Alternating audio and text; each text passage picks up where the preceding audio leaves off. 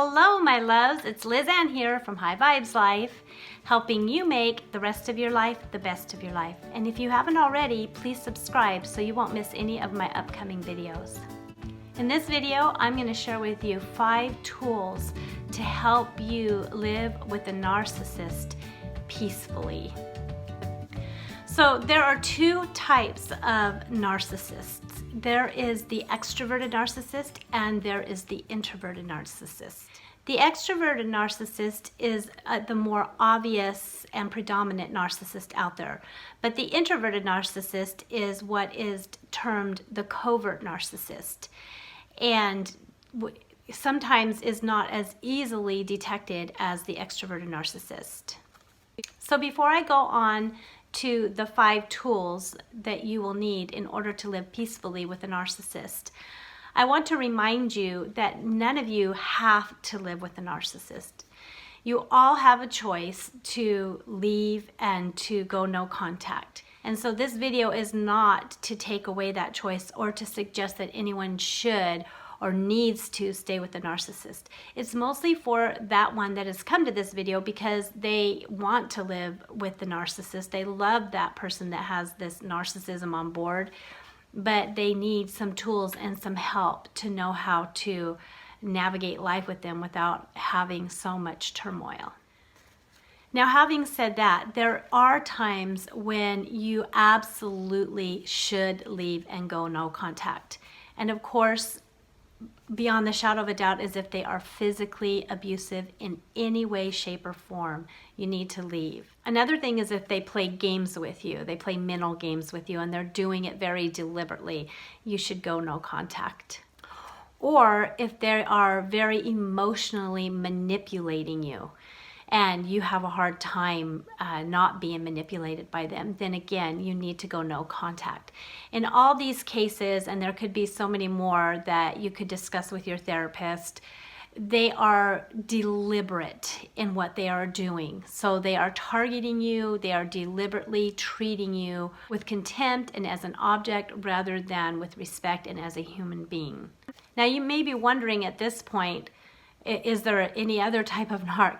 Well, just like any label out there, you have a spectrum. Like when you talk about autism, they always say there's this huge spectrum. There's some that are very low functioning and some that are very high functioning. The very high functioning, you can't even hardly tell sometimes that they even have autism unless they tell you about it. It's the same thing with any psychological label out there. They were given by men. No doubt, educated men that or women that brought in, a set of behaviors and they boxed it up and they said, we'll call this narcissism. But within that box of narcissism, you are going to have a huge spectrum of personalities. And for different varying reasons, you're going to have the narcissistics in there that don't even realize that they're narcissistic. They're not deliberately saying to themselves, I want to be narcissistic and I want to treat this person with a narcissistic attitude. So I think it's kind of important to just understand a little bit about the narcissist before we go on to the 5 tools and why they are a narcissist, what makes them a narcissist. The very underlying problem in a narcissist psyche is they need to be perceived by others as flawless, as perfect. They cannot handle anybody seeing them as less than perfect and even superior than other people. There are many different reasons why the narcissist has come to this place of feeling like they have to feel superior. The main thing is that they are very wounded, and this wound and this pain that they had at some point in their life, they completely pressed down to where they didn't want to feel it. Like it was deep enough and painful enough that they said, I can't deal with this. And so they pressed it down, and in order to get above it, they had to overcompensate for it. And this pain has its roots in, I am not enough. And because of that, I am not lovable. This can happen for a variety of reasons. It happens a lot when children were raised with very critical parents.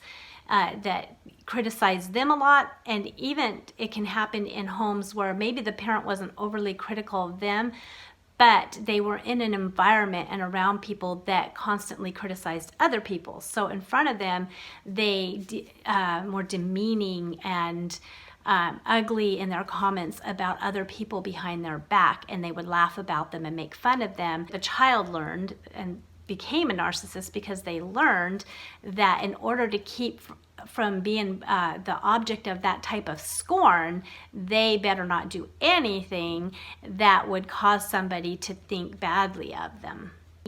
So again, they overcompensate for this need, this deep-seated need that they have that they no longer even realize they have, or it's kind of more in their subconscious, and they're overcompensating for it. And the way they do this is by comparing themselves with others. And because they cannot handle being criticized or seen flawless in any way, the way they compare themselves with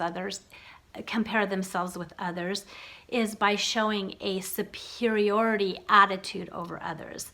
They make comments like, they're so dumb, or, you know, I can't believe they do this and I do it this way. And they'll brag about themselves a lot and how they handle life. The other way that they overcompensate is that they don't ever apologize about anything, even if they've hurt you. And they may even know deep down inside they hurt you, but to actually apologize for it, they may once in a blue moon squeeze out some form of apology, but it's very rare, if ever at all.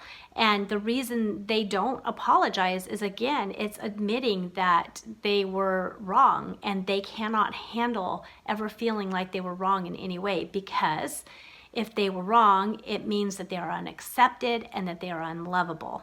Because of this very, very fragile sense of self that they have beneath this superiority complex that they put on, they are going to protect their ego at all costs. And this is why a lot of times you are going to see this, what is known as the narcissist rage, where they just go into these rages and they don't even make sense sometimes, or they get so angry about something seems so trivial. It is because they are protecting that fragile ego. And anything they perceive that's a threat to it, they are going to fight it tooth and nail. And they will sacrifice anything and everybody in order to protect that ego. A narcissistic personality is one of the most difficult personalities to have to deal with and live with. Again, because they don't take accountability for what they don't own their part in an argument or in situations that go wrong. Even when they know that they've made mistakes, they like to gloss them over, and if you say anything about it, they go into rages. Yet still, so many of you out there love these people and want to be able to continue relationship with them, and that's understandable because they are human.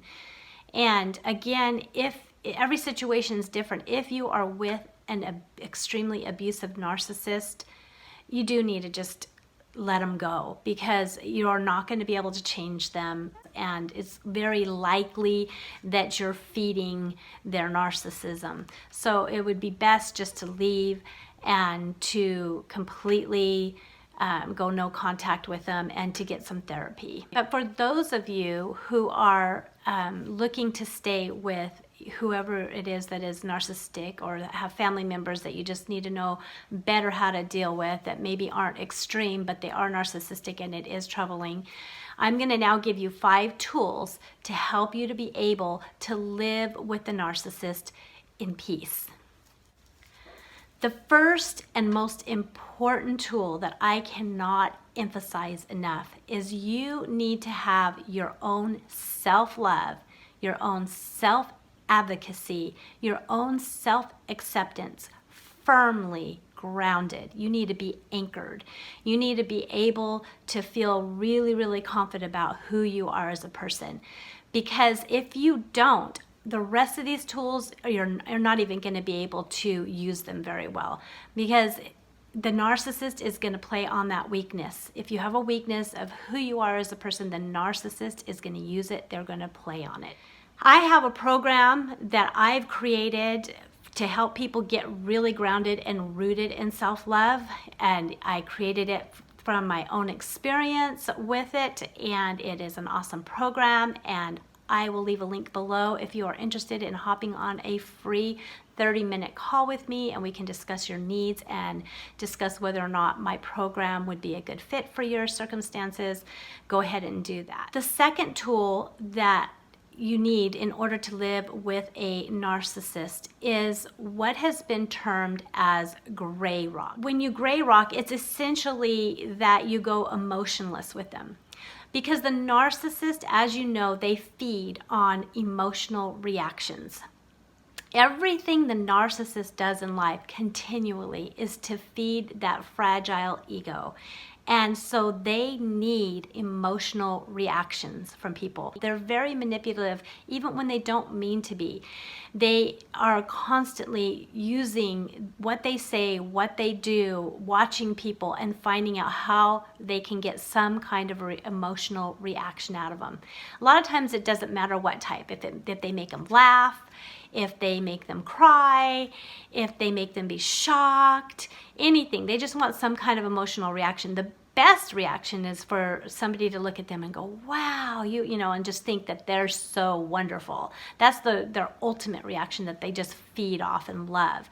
But they'll take any emotional reaction because it gives them a sense of control over the people that they're dealing with. So going gray rock will help you to not feed the narcissist. They say if you're walking by a gray rock, you usually don't notice it.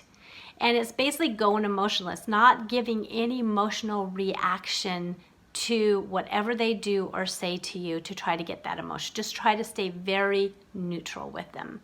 And again, it's something that you can Google more about to find out how to use it more effectively, but it is a very, very powerful tool. The third tool I suggest is somebody's narking, should I let him in? Absolutely not. And what I mean by that is limit what you share with them.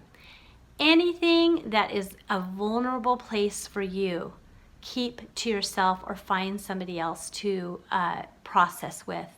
Because anything, like in a court of law, anything and everything you say can and will be used against you on the day of judgment. So when the narcissist needs a time to throw a bunch of darts at you or rocks at you or make you feel like you're just completely stupid and dumb and whatever, they are going to have an arsenal. And that arsenal is mostly going to be made up of those times when you became vulnerable with them and expressed things that were you were struggling with or that were hurting you or whatever. They're going to pull it out and they're going to turn it right against you. So limit what you confide in them. The fourth tool I suggest is don't obsess about the narcissism. When I first started noticing certain characteristics and I started learning about narcissism and seeing it in different people around me, it took me a while to kind of sift through what was just kind of maybe some narcissistic characteristics and then those that were just, narcissistic. So I've said it many times, most people have some narcissistic tendencies, but we're not narcissistic. We can learn to recognize them and go, oh yeah, I didn't really see that, and change that. Where a narcissist doesn't usually ever change. I think it would take a real emotional breakdown with a narcissist where they could get back down to that original wound in order for them to ever shift out of it. I'm not saying that it's impossible, but it is rare. So anyways, back to the point is, try not to obsess over it and read about it, because it can bring a lot of fear. There is like a witch hunt out there for narcissists. And yes, there are narcissism in the extreme can be so scary and it's so abusive and it can mind fuck you so badly. So it is important to recognize if you're in an abusive situation with a narcissist and to be able to leave that situation and to, go no contact, and all those things are very important. But there are also people that they are narcissistic, but not maybe in the extreme or don't even realize it. And they're not just out there deliberately trying to hurt you. And they're human beings. And so we need to be careful about over obsessing, even if we see characteristics in our loved one or we know that they're narcissistic. Just because when we start seeing them in that light, that's all we're going to see in everything they're doing. And we are going to make it so that it's difficult for us to love them as a person and to have any respect for them. And they need that. If anybody needs to be loved, it's the narcissist. Having said that, that doesn't make it your responsibility to give the narcissist what they lack. Every person is responsible for their own needs being met. However, I'm just saying, if you're wanting to live with them because you love them or because you want to keep a relationship with them, then you don't want to be obsessing all the time about their narcissism. So try instead to, as many times as you can, write down positive aspects. When you see positive things about them, make a note of it. Write it down somewhere or make a real mental note of it and remind yourself before you go to bed and when you wake up what you saw or the things you saw that were good about that person, because they're not all bad. Not all narcissists are all bad. And the fifth and last tool that I'm going to leave you with is to understand their love language. Learn to understand their love language. There was a quote I once heard, and I don't know it verbatim, but it essentially said that just because a person doesn't love you the way you want to be loved doesn't mean that they don't love you. And it's like that with the narcissist, because the narcissist is incapable of empathizing with you. Again, they haven't empathized with their own pain, and they're incapable of empathizing with you. They're going to sometimes love you or do things that are loving towards you, and from their heart, they're saying, I love you, I'm doing this for you. In their mind, that's what they're doing. But it may not be exactly what you need, where maybe you need to be held and cuddled more, and they are never doing that. They're just, maybe going and fixing a door for you or doing something you want them to do, but they're doing that for you. That's just their way of saying I love you. So take note of those times when they are saying they love you. Learn that that's their language to say I love you to you, and just receive that the best that you are able to. I want to again at the end of this video just emphasize how important it is to really be anchored in your own self-love and acceptance, because otherwise the narcissist is going to trigger you over and over and over again, and you're never really going to be able to have peace living with a narcissist. None of the other tools really are going to work that great unless you are really anchored in your own genuine self-love.